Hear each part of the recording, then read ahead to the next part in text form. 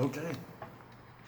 Today's verse is from Canto 10, chapter 84, the sage's teachings at Kurukshetra, and it's text number 21.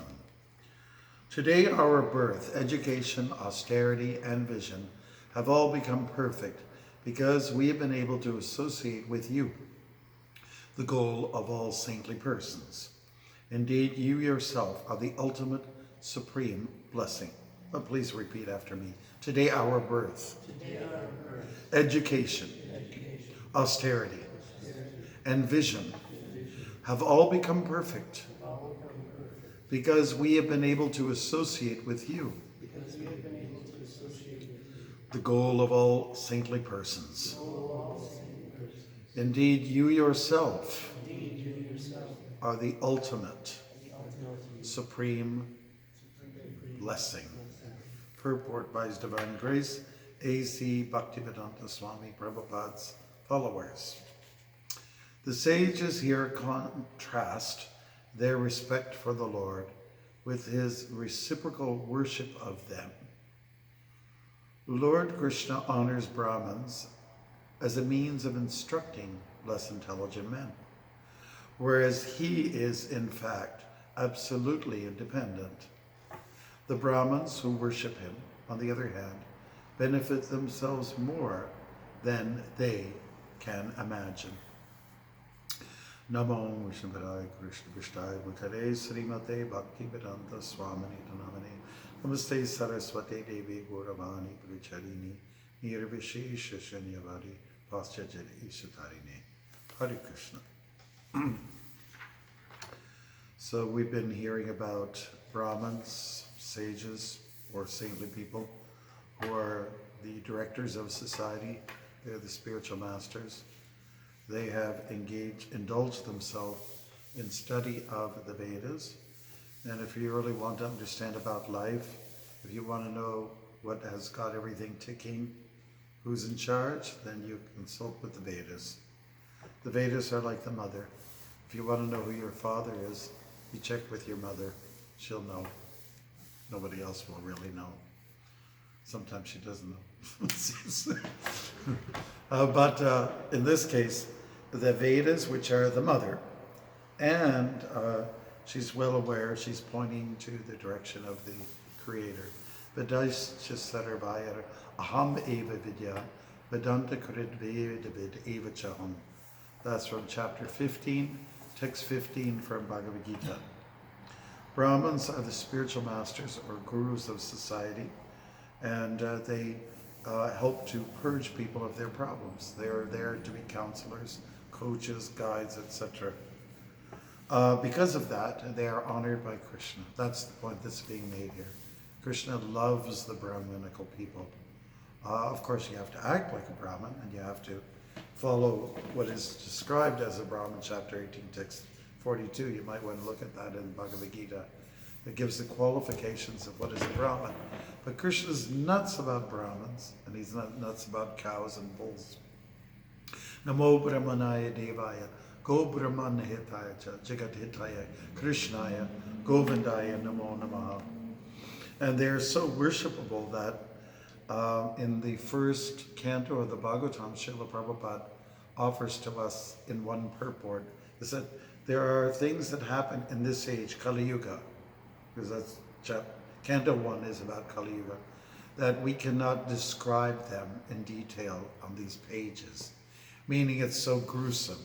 We're talking about, the slaughter of innocent animals.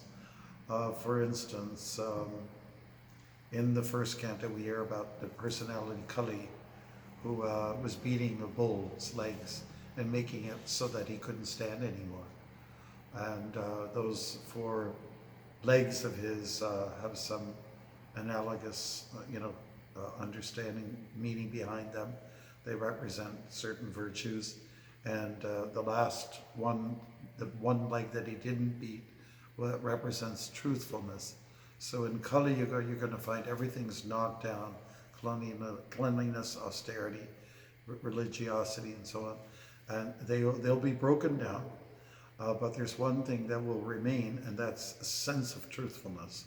And because of truthfulness, that will be, it's probably goes underground for some time in Kali Yuga, but it will flare up, it will come out again. People want the truth and they'll sniff around for it. They'll get it eventually. It'll come to them. Some sincere seekers of the truth, they'll get it. Of course, one way that we will be able to understand the truth is that we have to approach somebody who's experienced. Tadvidi pranipatina pariprashnena sevaya upadikshanti tekyanam jnaninas tattvadarshina.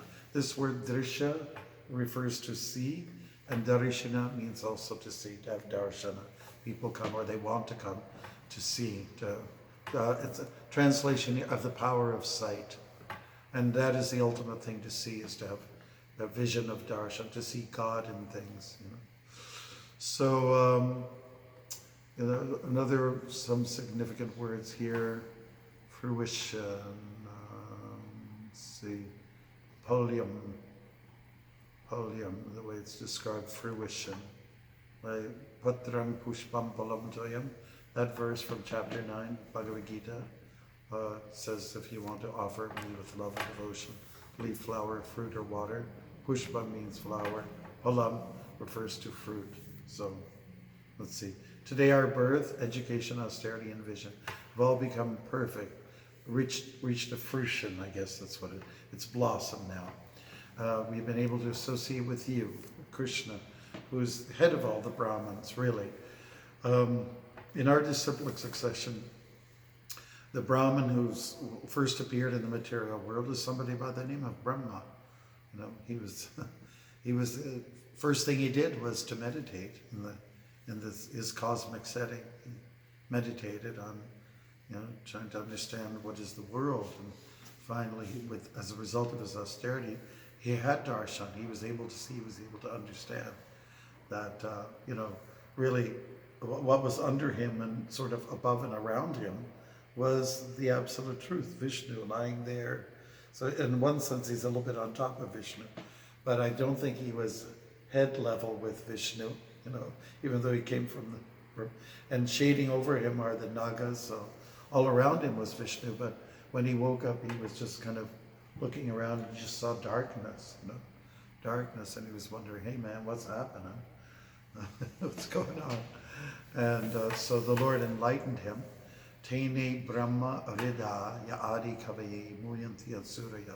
This means that his inquiry and his sincerity, his practice of austerity, sitting there for like motionless, waiting till an answer came, and it came through the heart. Through the heart. Tene Brahma Arida. Rida means the heart. He was able to understand. And we understand by digging further into the Vedas that this wisdom that he received had come through the sound of the flute of Krishna. So that's how it happened for him in a very mystical way. That's how education came to him. The word education is vidyaya, just like we were citing that verse from the Bhagavad Gita, Tadvidhi, and the Vedas. We talked about that. Veda has its root from vid, which means to know, to be aware, or to see. I was a student of Latin. I don't remember too much, but it had video. So this is all Latin, and of course we use video. We use it all the time, right? It's a video, Vimeo, and it's all come from the Vedas, the source of all languages. So that very word should be very prominent. The Brahmins carry wisdom. That's the point. Why don't we just do that? Look at chapter 18, text 42, on what are the qualities of a Brahmin.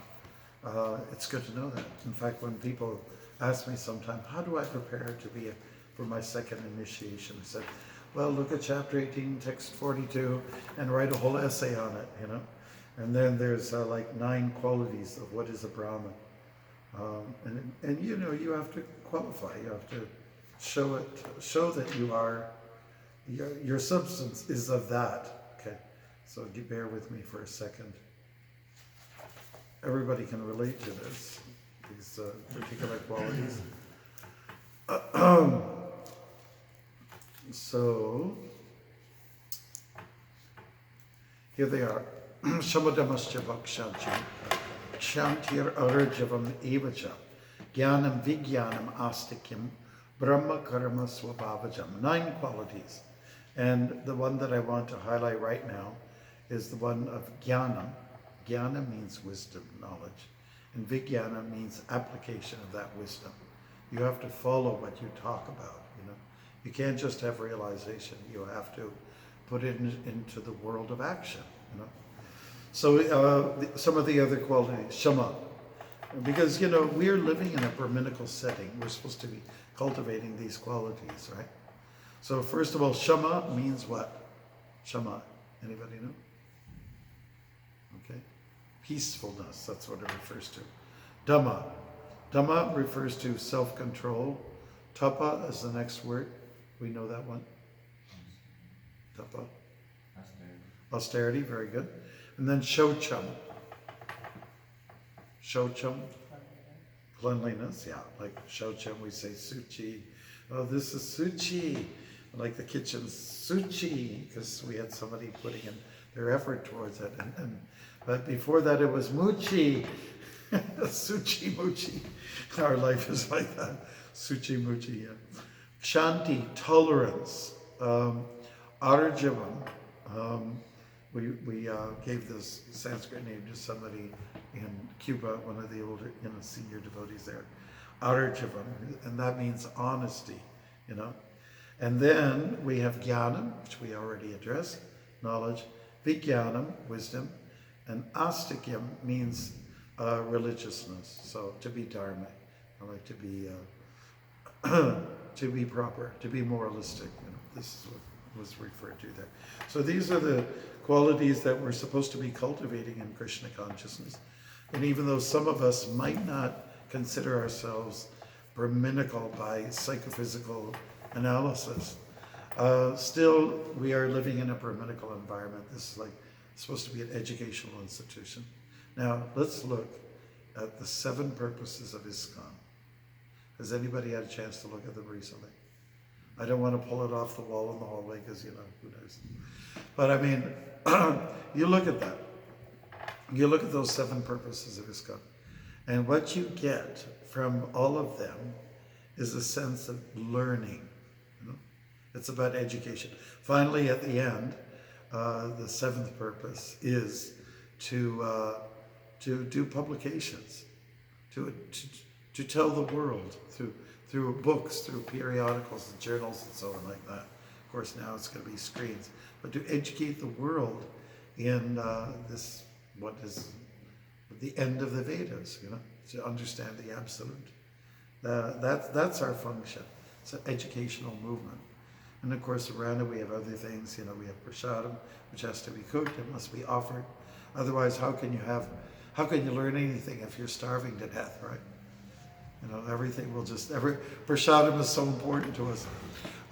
It was about 4 or 5 years ago. I went to the Rath Yatra at Sharanagati, and there was a problem. And the problem was, there was a fire, forest fires happening, like at one of the entrances. Trees were on fire, you know. And the authorities, first of all, they told some of us, because there was another way to get out.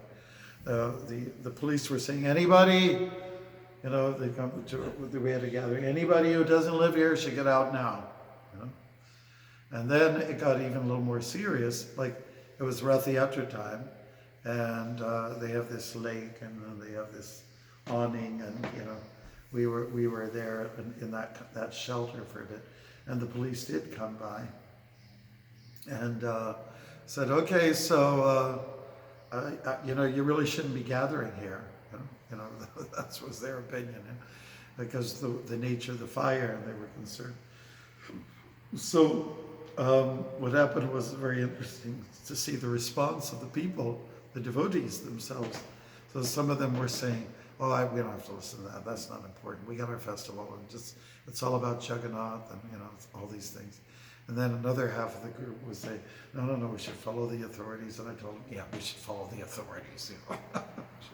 So anyways, it wasn't, and you know who ultimately decided? the devotees who had the prasadam. So they decided the prasadam was not going to be there, where people might be locked in due to fire spreading at the entranceways. They decided the prasadam was the festival will be where the prasadam is, and the prasadam will go to the public park in Ashcroft. So that's what they did. They brought the prasadam there, and it was firmly decided, there was no doubt anymore. That's where the festival is going to be. Where the prasadam is, that's where people will go. So prasadam is important to us, wisdom is important to us. Let's say if we didn't have this greeting, let's say this gathering in the morning, how would we fill our brains? That it would be a hard thing to do unless some of you are spending many hours studying Prabhupada's books. But it's important that we actually come together, knock heads, and it's a meeting of the great minds. The Bhagavatam class is the meeting of the great minds, so that we can get a good sense of what this is all about, what is being said here. So what I like about this segment is that the Brahmins are really appreciating Krishna. And what they have to say also is that your nature is to appreciate the Brahmins. So you see there's a reciprocal thing going on here. Ultimately, Krishna is the supreme Brahman. Param Brahma, Param Dhamma, Pavitram Paramam Bhavan, chapter 10 from Bhagavad Gita. He is the supreme Brahman. That means he is the supreme spirit, that's supreme spirit. And those who teach Brahman are called Brahmins, right? That's what Brahman means. And a Brahmin means who understands Brahman, one who studied it, who realized it, who sees it, or he's on the path to see it. And then there's also Brahma. Some people get confused with these terms. They get confused. Well, what's Brahma? What is Brahman? And what is Brahmana? I had somebody from Hamilton ask me that the other day. So then we went by it. Okay, Brahma is the first, you can say, teacher about Brahman.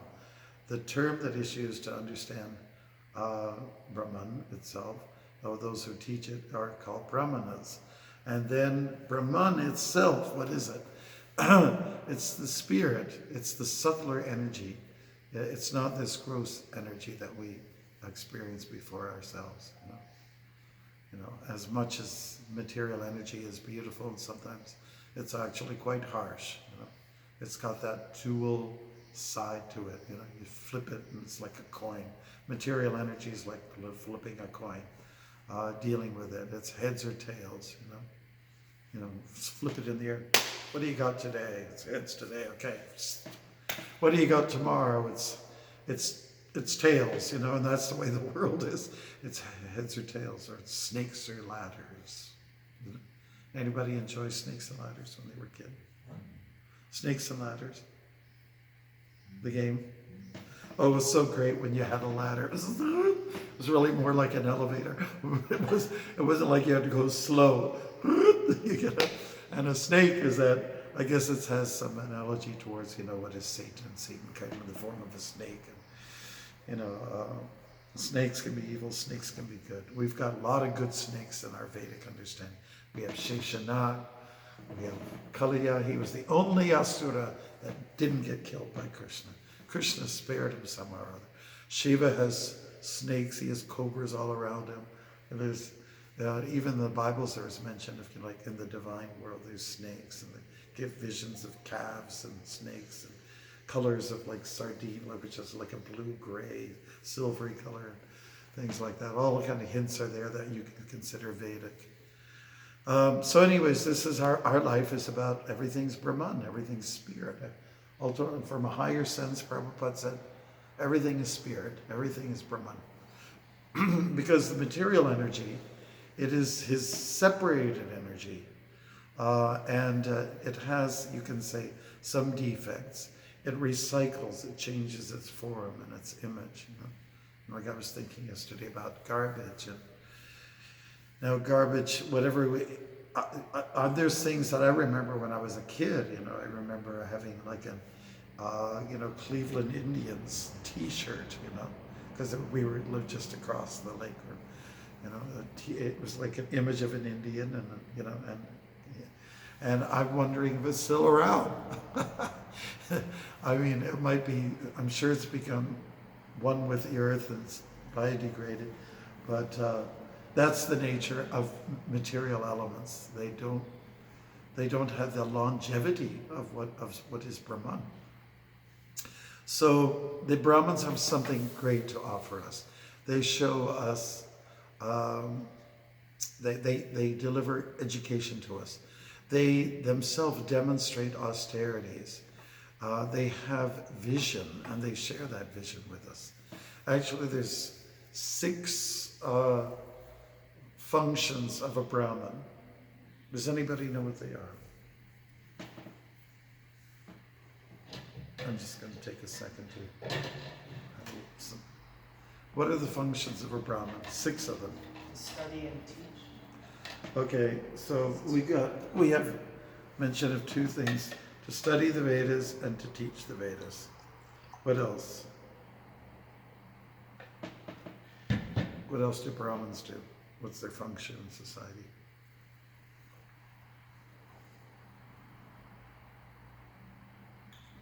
Receive charity and give charity. Right. Dhanam and pratigraha. Receiving gifts and then sharing those gifts with people who need those gifts. They're good distributors. They know where everything should go. Who are the people that need things? Where are the needy, and so on.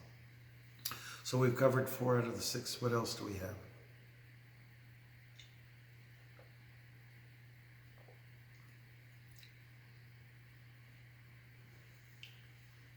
Give up?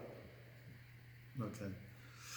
Well, that is to learn Vedic rituals and then to teach those Vedic rituals, like havans and samskars and things like that. So these are the functions of the Brahmins, and this is what some of us are working our way towards.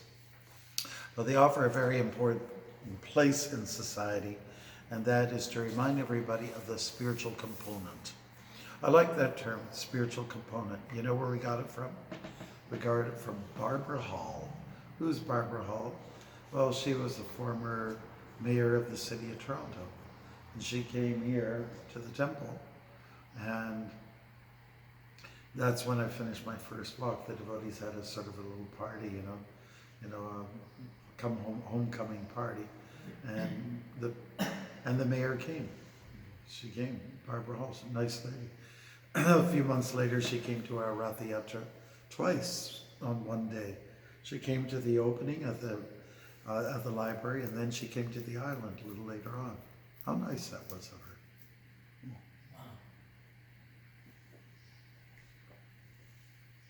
And I remember telling her something. We were sharing each other's information. Like, we were educating each other when I had a few minutes with her on a very important point. Okay, I told her that this Rath Yatra, this festival that goes on, Chariot Festival, it's been going on for about 2,000 years. I was like, oh really? Oh, that's wonderful. I didn't know that. And then I said, well, Toronto's been around for only 200 years. So 2,000 versus 200. So we were just sharing information. I didn't think about the city being 200 years old. I don't think the natives would have appreciated that. They've been around here way before the Europeans established Fort York. But what is really important here is the appreciation factor. The fact that the Brahmins give of themselves to teach the spiritual component. And it is they who reciprocate by offering their obeisance, their oblations, their everything to Krishna, their surrender to Krishna. So that is their way of showing appreciation. We are very dependent on Krishna, the Supreme Personality of Godhead. And so there is this, it's a reciprocation. Just like we read in the every morning we sing this at Mangalarti time, which is the spiritual master is giving Krishna, and Krishna is giving the spiritual master. What a nice program, you know. It's very reciprocal, and they're giving of each other. And we don't have a problem with crediting both, you know. One beautiful thing about Krishna consciousness is that we appreciate a lot of people. It's not just one God. It's not just one prophet, you know. It's not one avatar. We've got a whole bunch of them. It's one. There's 10 major avatars that we honor. Das Avatar. And that's Jayadev Goswami. He's a great Vaishnava in our lineage, and he actually established this popular song, Das Avatar. But if we study the Bhagavatam, we'll know that there's many more avatars. You know, the Bhagavatam first canto talks about over 20 avatars, major ones. So that's at least double what Jayadev Goswami has sort of highlighted. And then the Bhagavatam also says, well, there's more than 20. It's unlimited. As many as you can count waves on the ocean. Have any of you spent time at the side of the ocean somewhere? Yeah, and then, you know, you count the wave. Have you ever tried to count the 1, 2, 3, 4, 1? I remember doing just at Lake Superior once, a beautiful summer sunny day, and just trying to get a grasp of that. There are many waves or avatars of God as there are waves on the ocean. So here's a lake, it's not the ocean. I'm trying to count the waves. Wait, there's one that it's here and then it's gone. And you know, just trying to count ripples is a tough thing to do. So there's numerous manifestations of the Supreme Personality of Godhead. And we know just a few of them, and we appreciate each and every one of them. What else are we to appreciate? Well, whatever energies have come from Krishna. Krishna is the energetic, and energetic energies are flowing. There's an emission of them that are coming out from him. And we can appreciate them as well. They come in the form of the material energy. You know, it's powerful. Even though it's his separated energies, still we appreciate. They are so much power there in water. You know, just like, say, Krishna's city, Dwarka, was engulfed by water, like a tidal wave. Tsunami came and took it all away like that. And there's people talk about sandstorms, and then the earth opening up, cracking open, you know, and then people falling inside. And the sun can also come, fire can come and take people's lives, and you know, the elements are what they are. They're very powerful. Dayavi Shagunamai Mama Maya Durateya. That means the material energy is insurmountable. All of those elements that we talked about are very, very, they have so much potency there. And why? Because they're emissions from the supreme powerhouse, which is Krishna. So we can appreciate a lot. There's no limit for us. I love these chapters in the Bhagavad Gita where Krishna's describing his opulences. You know, we have in chapter 8, chapter 9, chapter 10, chapter 11 even. 11, the universal form, which we're going through in the morning, is, you know, showing the magnanimity of the Lord and how majestic he is. And so it can all be appreciated. And we sometimes put a lot of attention to deities and their beauty, and we see them every day in a different light. But there's so many other ways that we can see Krishna. You know, right now when you walk outside, my God, the lilacs are, you know, smoking it up. So strong, so beautiful. Everything looks so terrific at this point in time in life. And it's in one way easy to appreciate. Yes, Krishna is all of this, you know. And then when it comes, there's other sides to nature which is a little harsher, and that can also be appreciated. We can say, here's the ugra side of God, the nasty side of God, but it may have the same effect. I appreciate, I revere it because it's so powerful and overwhelming. So that is the way to cultivate our Krishna consciousness. We should see, like many of us have learned, that if you take water, if you take straight water, there's a mantra that you can chant to it. Everybody's aware of it? That one? No. No. Rasoham apsukonteya, which means I am the taste of water. So when you're taking water, you can appreciate that taste is Krishna. There's a special taste to it.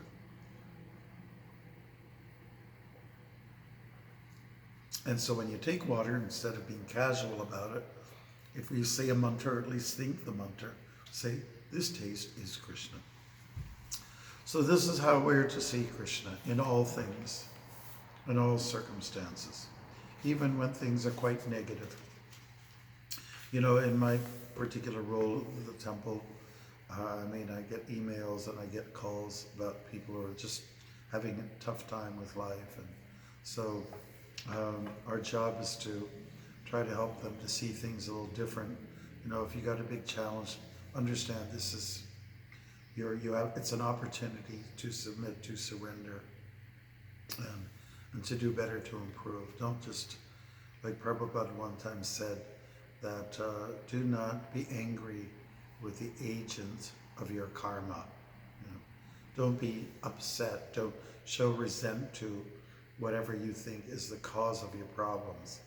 They're just an instrument. They're via medium, but there's something, you know, that's behind the what you see as harshness, and that is my own doing. You know, I made mistakes. Like this morning, I was on an early walk, and I heard something rustling by the music conservatory. You know, the beautiful sort of Victorian building there on Bloor Street next to the museum. And I heard something rustling. It was a skunk. It was a little guy. I decided I'd get over there. You know, I've seen so many skunks in my life in my walks. This guy, they scurry away. And then they'll also take a position where they're going to stop for a minute and they're going to raise their tail. And at that point, you don't get much closer. Just stay. But, you know, dealing in this material world is like dealing with skunks. You know, if you get too close, you're going to get sprayed. If you're careful, you know how to keep your social distance with one, then everything's all right, you know. And it was funny, I just caught it the other day. There's a Bengali proverb about that, about dealing with skunks. And I was wondering, well, how do the Bengalis know there's no skunks in Bengal? So I was wondering how they got that, where they got that phrase from. So careful how